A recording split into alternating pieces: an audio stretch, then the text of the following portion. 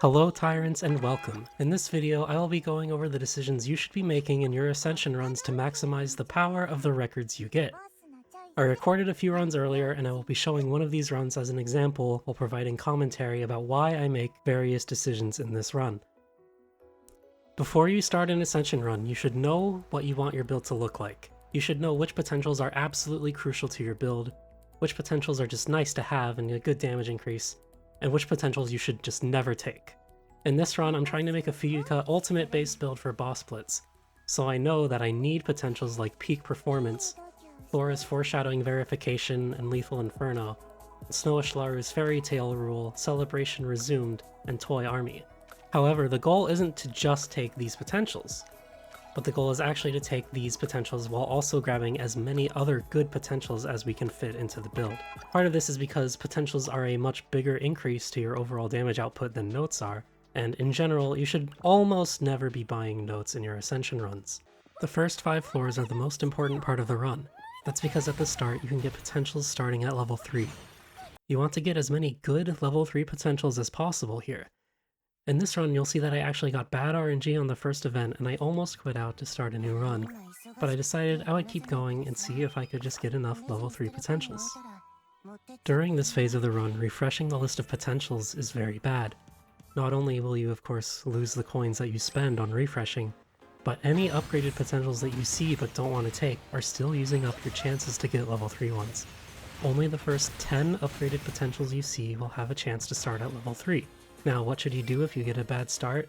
Well, that depends on how much time you're willing to spend, but if your goal is to get an extremely strong record, your best option is to simply restart and try again. My usual goal is to get at least 4 level 3 potentials by the end of the first shop, and quitting early out of bad runs saves me a lot of time overall.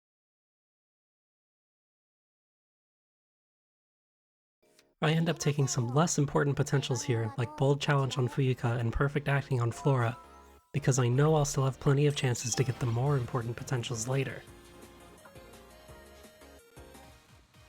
In the shop, I start by buying a potential for Fuyuka because I'm looking for a corp potential that I just really want to get at level 6 for the build. Then in the enhancement machine, I will of course prioritize enhancing potentials by 2 levels instead of 1, and then once I get some potentials at level 5, I would rather go back to the shop and buy new potentials or potentially take one of those level 5s to level 6.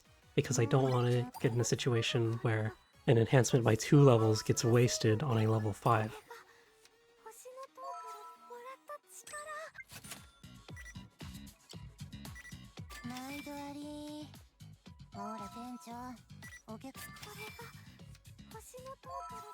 At this point, I make sure to plan out the rest of my coin usage for the shop. I'll be able to buy 1 potential for 200, then use the enhancement machine 2 more times. This is a bit of a risky decision since I don't also have enough coins to refresh if I'm not given any good potentials, but it's a risk I'm willing to take to try to get a stronger record.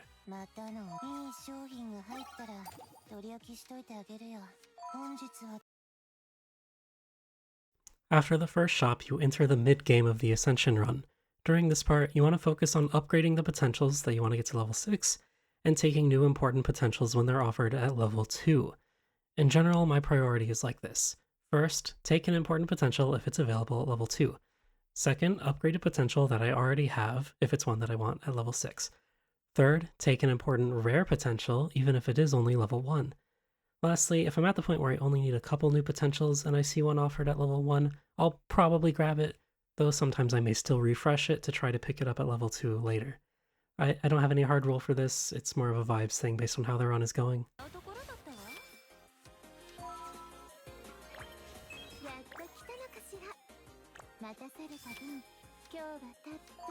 When selecting new potentials, there's something very important that you should keep in mind. The amount of different potentials you can pick is basically soft capped. Once you hit this soft cap, the game will try to force you to pick more potentials for the other trekkers instead, until they also reach the soft cap. For the main trekker, this cap is 6 different potentials, while supports are capped at 5. This count does not include the pink core potentials such as Fuyuka's Kitty Punch or Reload. In this run, I get offered a level 2 swirling counterattack for Fuyuka, which is a low priority potential. I check how many different potentials Fuyuka already has and I see that she's at 4, so taking this would put her at 5.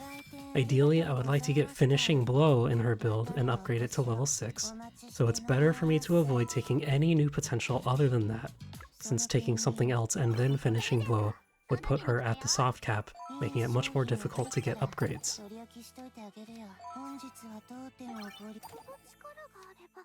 In some cases, you may actually want to hit the soft cap instead. For example, with Flora, I want to get Foreshadowing Verification, Lethal Inferno, and Reinforced Impression to max level. If I got all those, then I would gladly just take 2 random attack buffs to get her to hit the soft cap so that I could focus more on potentials for the other trekkers. As you get closer to the end of the run, your priorities need to start shifting again. You need to make sure that you're actually going to have enough time to get all the core upgrades you need for your build, so there's less time to spend on upgrading lower priority potentials.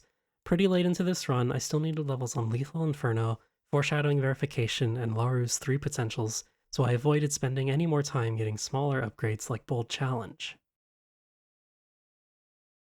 Throughout this run, my decisions have been very focused on just getting the right potentials and not on notes or harmony skills. Generally, potentials really are much bigger upgrades for your record than notes are, though I do sometimes buy discounted notes if they'll help me reach level 1 of a harmony skill.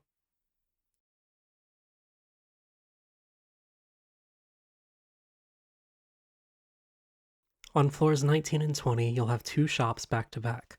The run is close to over at this point, so you really want to make sure you have enough chances to get the upgrades you need, or to make sure you pick up any important potentials that you're still missing. I'll buy every discounted potential here and use the enhancement machine 3 times as usual, but I want to save the 2 shop refreshes and enough coins for floor 20. I bought 1 extra non-discounted potential here because it still left me with over 1500 coins, which generally should be enough.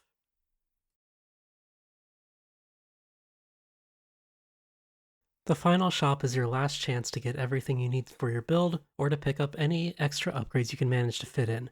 Save up enough coins to try to buy up all the discounted potentials across each shop refresh, and to use the enhancement machine 3 times, or in some cases maybe even 4 if you just really need that last upgrade.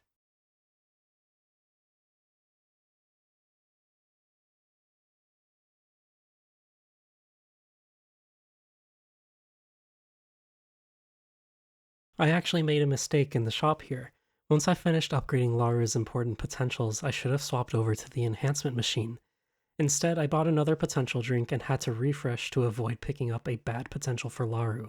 If instead I had used the enhancement machine first, then I would have been fine with taking a bad Laru potential here to make her hit the soft cap, because at least then I wouldn't have to worry about it taking up a slot in the machine. And now we're at the end of the run. This run got 73 potentials, even though it failed the first event, and never got the 650 Stella coin event either. So with better luck, there's actually a lot of potential for an even better run. Thank you for watching this far. I hope that some of the concepts we go over in this video will help you out. Ultimately, there is still a lot of RNG involved, and it really comes down to how much effort you're willing to put in to get the best run that you can, or if you just accept something a bit worse. Feel free to let me know in the comments if any of this helps you, or if you think there was anything I could have done better. And, well, good luck on your future runs.